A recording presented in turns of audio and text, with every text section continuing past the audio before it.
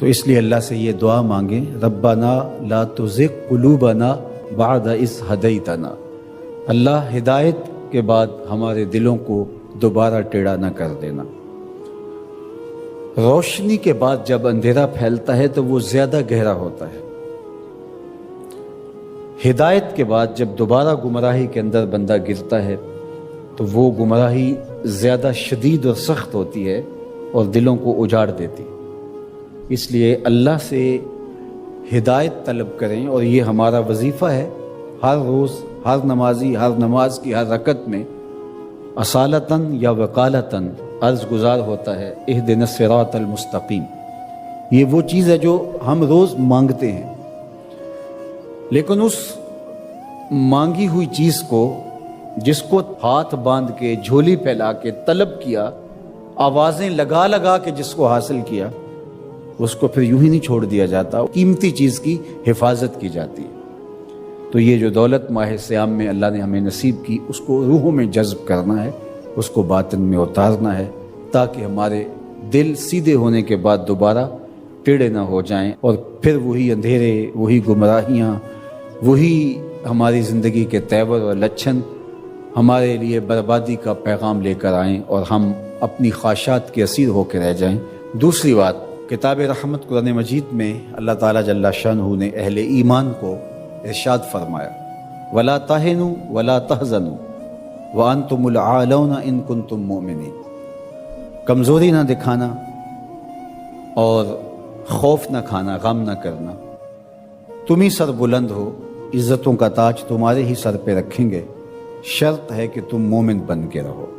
تو اللہ تعالیٰ جل شانہ کا یہ نظام ہے، تو اس نظام کے تحت ہمیں ہمیشہ اپنی ہمتوں کو مجتمع رکھنا چاہیے، اور ہمیشہ اسلام کے دیے گئے ضابطوں کے مطابق اپنے آپ کو ڈھال کر کے زندگی بسر کرنے کا عزم کرنا چاہیے، تو پھر رب کا وعدہ ہے اس کی بہر صورت تکمیل ہوگی۔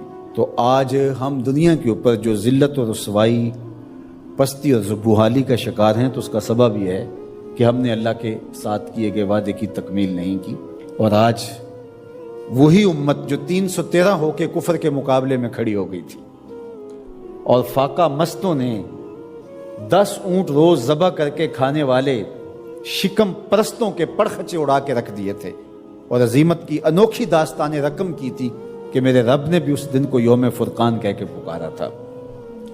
آج یہ وہی امت ہے، 56-57 اسلامی ملکوں کی افواج، جدید میزائل، آلات حرب و ضرب، اور ہم دنیاوی وسائل سے مالا مال 56-57 اسلامی ملک آج یہ منتیں کرتے پھرتے ہیں کہ سلامتی کونسل کا اجلاس ہی طلب کر لیا جائے، اور وہ کس بے نیازی کے ساتھ کہتے ہیں کہ نہیں اب چند دن بعد کریں گے۔ کیا یہ دن بھی ہم نے دیکھنے تھے؟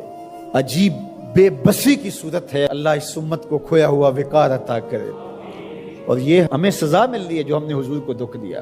میں آپ سے پوچھتا ہوں، گھر کے سربراہ کو کتنی تکلیف ہوتی ہے جب اس کے بیٹے آپس میں لڑ رہے ہوتے ہیں؟ اس کا دل خون کے آنسو ہوتا ہے۔ تو جب امت آپس میں 73 گروہوں میں بٹی ہو تو رسول اللہ کو کتنی تکلیف ہوتی ہوگی؟ گنبد خضرا میں حضور کتنے دکھی ہوتے ہوں گے۔ تنکا تنکا کر کے حضور نے یہ امت جوڑی تھی، تنکا تنکا کر کے کتنی اذیتیں کاٹی تھی حضور نے اس امت کے لیے۔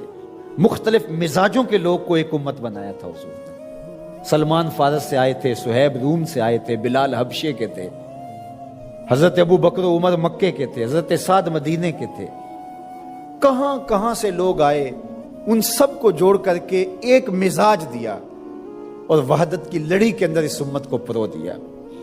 یہ امت واحدہ بنی، سب کا درد سانجا ہو گیا۔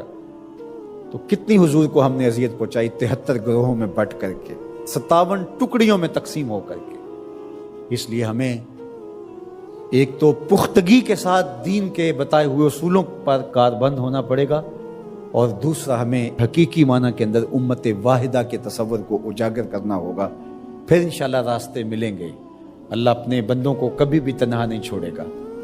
باقی رہی بات القدس کی آزادی کی اور کشمیر کی آزادی کی، یہ سزائیں ہمیں دیکھنا پڑ رہی ہیں کہ ہم اپنی آنکھوں سے یہ اذیتیں دیکھ رہے ہیں، لیکن یہ امت مسلمہ کا مقصوم ہے کہ قدس کے اوپر بھی جھنڈا میرے حضور کا ہوگا اور سری نگر میں بھی جھنڈا میرے حضور کا ہوگا.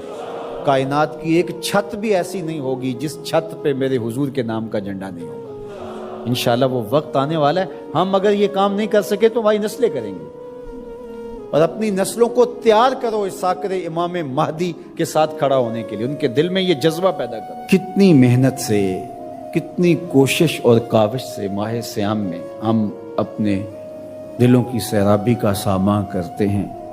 اور اگر عید کے دن وہیں کھڑے ہوں جہاں رمضان المبارک سے پہلے کھڑے تھے تو پھر سوچنے والی بات ہے کہ اتنی مشقت کیوں اٹھائی اگر ہم نے اس دولت کو سنبھالنا نہیں تھا.